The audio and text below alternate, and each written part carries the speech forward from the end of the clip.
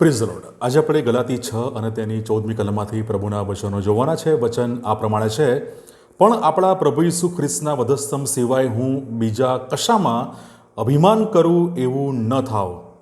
તેથી કરીને મારા સંબંધી જગત વધસ્તંભે જડાયેલું છે અને જગત સંબંધી હું. આમીન. આજનો આપણો વિષય છે તમારા અભિમાનનું કેન્દ્ર શું છે. મનુષ્ય એ જન્મજાત એ અભિમાનથી એ પ્રભાવિત છે, કારણ કે મનુષ્ય એ પાપી છે અને પાપી હૃદયનું લક્ષણ એમાંનું એક એ અભિમાન પણ છે. અને દરેક વ્યક્તિ એ અલગ અલગ બાબતોમાં એ અભિમાન કરતી હોય છે. કોઈક પોતાની સિદ્ધિ, સફળતા, સંપત્તિ, સત્કર્મો, અલગ અલગ બાબતોમાં લોકો અભિમાન કરતા હોય છે અને એનાથી લોકો એ પ્રભાવિત પણ હોય છે. અને ઘણા બધી વખતે આપણે જોઈ શકીએ છીએ કે એ બધી બાબતો કરતાં તે ઈશ્વરથી એ અળગા થાય છે. કદાચ આ બધી બાબતોથી જગત એ પ્રભાવિત થાય, જગત એ ઇમ્પ્રેસ થાય, પણ ઈશ્વર તેનાથી પ્રભાવિત થતા નથી, ઈશ્વર તેનાથી ઇમ્પ્રેસ થતા નથી. આપણે યાદ રાખવું કે આપણી શ્રેષ્ઠ સ્થિતિમાં અથવા જ્યારે આપણે સફળતાના સર્વોચ્ચ શિખર પર આપણે બિરાજતા હોઈએ તો પણ આપણે નકામા છીએ, આપણે કચરા સમાન છીએ. આપણા સત્કર્મો કદાચ એ જગતને સારા લાગે, પણ ઈશ્વરની દ્રષ્ટિમાં આપણા સત્કર્મો એ મેલા ચિથરાના સમાન છે, એ મલિન વસ્ત્રો સમાન છે. શા માટે મનુષ્ય એ અભિમાન કરે છે? પહેલું કારણ છે એ પાપી હૃદય. એ પાપી હૃદય અને તેના એ લક્ષણ છે અભિમાન. તેના લીધે મનુષ્ય અભિમાન કરે છે. મનુષ્ય હંમેશા એ પોતાનો મહિમા શોધે છે, માટે તે અભિમાન કરે છે અને ઈશ્વરને બદલે પોતાના જીવનની દરેક બાબતોમાં એ હંમેશા પોતે કેન્દ્ર સ્થાનમાં રહેવાનો, રાખવાનો એ પ્રયત્ન કરે છે, માટે મનુષ્ય અભિમાન કરે છે.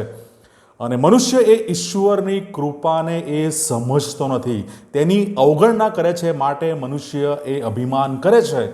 અને એની સાથે એ પોતાની પાપી અવસ્થાને એ સ્વીકારતો નથી, તેનો નકાર કરે છે, ઇનકાર કરે છે, માટે મનુષ્ય એ અભિમાન કરે છે.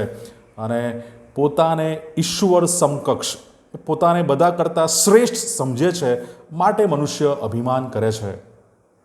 પણ પ્રેરિત પાઉલ ગલાતી 6 અધ્યાયની 14મી કલમમાં એ એકમાત્ર પ્રભુ ઈસુ ખ્રિસ્ત અને ખ્રિસ્તના વધસ્તંભ પર પ્રેરિત પાઉલ અભિમાન કરે છે. આપણે ખ્રિસ્તી વ્યક્તિ, ખ્રિસ્તી વિશ્વાસી તરીકે કઈ બાબતોમાં અભિમાન કરવું જોઈએ તેનું સુંદર શિક્ષણ પ્રેરિત પાઉલ એ ગલાતી 6:14 અને ગલાતીના પુસ્તકમાં, પત્રમાં એ આપણને આપે છે. કઈ બાબતો પર અથવા શાના પર આપણે અભિમાન રાખવું જોઈએ, એ ખ્રિસ્તી વિશ્વાસી વ્યક્તિ તરીકે આપણે કઈ બાબતો પર અભિમાન રાખવું જોઈએ, અને પ્રેરિત પાઉલ ગલાતી 6:14 સ્પષ્ટ કરે છે: એકમાત્ર ખ્રિસ્ત અને ખ્રિસ્તનો વધસ્તંભ. જ્યારે આપણે ગલાતીના પત્રનો અભ્યાસ કરીએ, એના જે બધા અધ્યાયનો, બહુ અજાયબ એવી બાબતો એ આપણને શીખવે છે કે એ બાબતો ખ્રિસ્તમાં અને ખ્રિસ્તના વધસ્તંભ પર આધાર રાખવાનું, અભિમાન કરવાનું કારણ આપણને એ ગલાતીના પત્રમાં પ્રાપ્ત થાય છે. ગલાતી 1 અને 4 એ આપણને શીખવે છે આપણા પાપોને માટે પોતાનું સ્વાર્પણ કર્યું, જેથી આપણને આ ભૂંડા જગતમાંથી છોડાવે. પ્રેરિત પાઉલ કહે છે, હું ખ્રિસ્ત અને ખ્રિસ્તના વધસ્તંભ પર અભિમાન એટલા માટે કરું છું કારણ કે ખ્રિસ્તે આપણા પાપોને માટે પોતાનું સ્વાર્પણ કર્યું, અને જેથી આપણે આ ભૂંડા જગતમાંથી ખ્રિસ્ત આપણને એ છોડાવે. ગલાતી 2:16 એ જણાવે છે, ખ્રિસ્ત પરના વિશ્વાસથી ન્યાયી ઠરીએ છે. આપણા કાર્યો નહીં, આપણી ધાર્મિકતા નહીં, પણ એકમાત્ર ખ્રિસ્ત અને ખ્રિસ્ત પરના વિશ્વાસથી જ આપણે ન્યાયી ઠરી શકીએ છીએ. માટે પ્રેરિત પાઉલ એ વધસ્તંભ પર અભિમાન કરે છે. અને વધસ્તંભ પર અભિમાન કરવાનું કારણ ગલાતી 3 અને તેને 6-9 કલમ જ્યારે આપણે વાંચીએ છીએ, એ આપણને શીખવે છે આપણે ઈશ્વરના દીકરા, આપણે ઇબ્રાહિમના દીકરા, ઇબ્રાહિમના સંતાન ઈશ્વર આપણને બનાવે છે ખ્રિસ્ત પરના વિશ્વાસ દ્વારા. માટે પ્રેરિત પાઉલ એ વધસ્તંભ પર ખ્રિસ્ત પર અભિમાન કરે છે.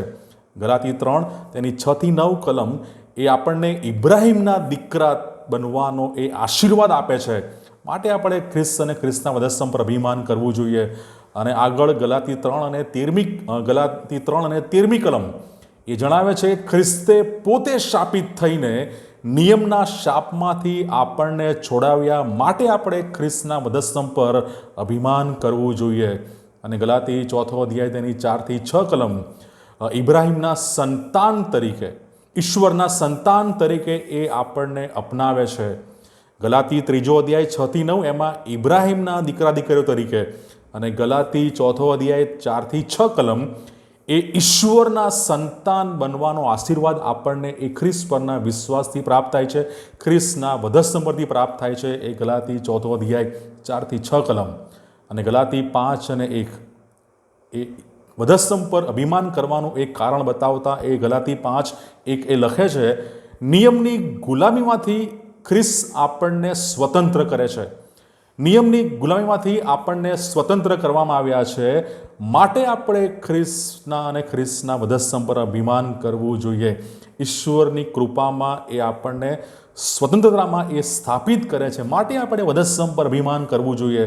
અને છેલ્લું કારણ ગલાતી 6 અધ્યાય 8મી કલમ આપણા માટે પ્રભુ ઈસુ ખ્રિસ્તે અનંત જીવન સુનિશ્ચિત કર્યું છે. એ વધસ્તંભ પર એ વેદના સહન કરીને પુનરુત્થાન પામીને પ્રભુ ઈસુ ખ્રિસ્તે આપણા માટે અનંત જીવનને સુનિશ્ચિત કર્યું છે, માટે આપણે ખ્રિસ્ત અને ખ્રિસ્તના વધસ્તંભ પર અભિમાન કરવું જોઈએ.